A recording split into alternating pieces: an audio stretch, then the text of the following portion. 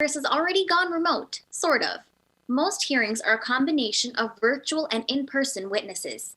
And the House is allowing floor votes by proxy for the first time in its history. But it's not been a foolproof safeguard, as I found out with Arizona's congressional delegation.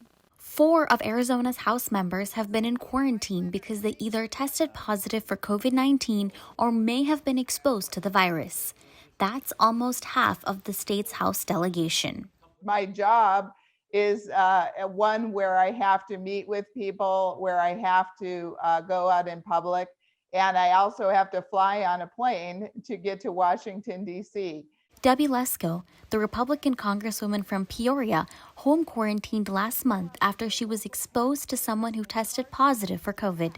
But she says that as a member of Congress, it's hard to take precautions against the virus. People want to come, they naturally just want to come up and talk to me, and they're usually right in my face. So I can't really control if people are going to wear masks or not. So far, 70 members in the House have either tested positive for COVID or quarantined because of possible exposure. Well, unfortunately, the House and Senate have not developed a uniform safety standard like any employer of their size. There's 15,000 people working on the Capitol campus. Arizona's House delegation has the highest percentage of quarantined members in the country.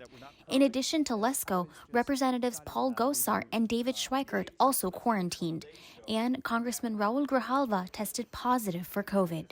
In a statement released after he tested positive, Grijalva said that he would not blame anyone directly, but, quote, numerous Republican members routinely strut around without a mask to selfishly make a political statement. Representatives Grijalva and Ann Kirkpatrick from Tucson are the only 2 Arizonans who have voted by proxy because of the pandemic. As soon as COVID broke, it was months ago, I caught the first flight out. I took it seriously. Kirkpatrick left D.C. and closed her offices to the public and made operations remote. So it's serious. We're trying to do everything we can to get the message out to people, to take every precaution necessary.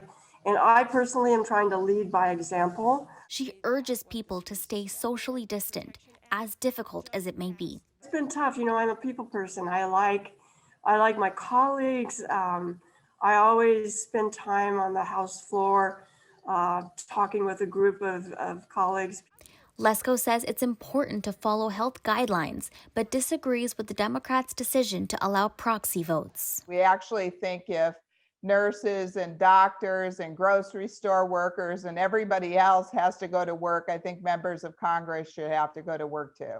Even though many of them are remote, the Congress has a full plate in its remaining few weeks, including possible votes on a new COVID relief package and approving a budget by next Friday to head off a possible government shutdown.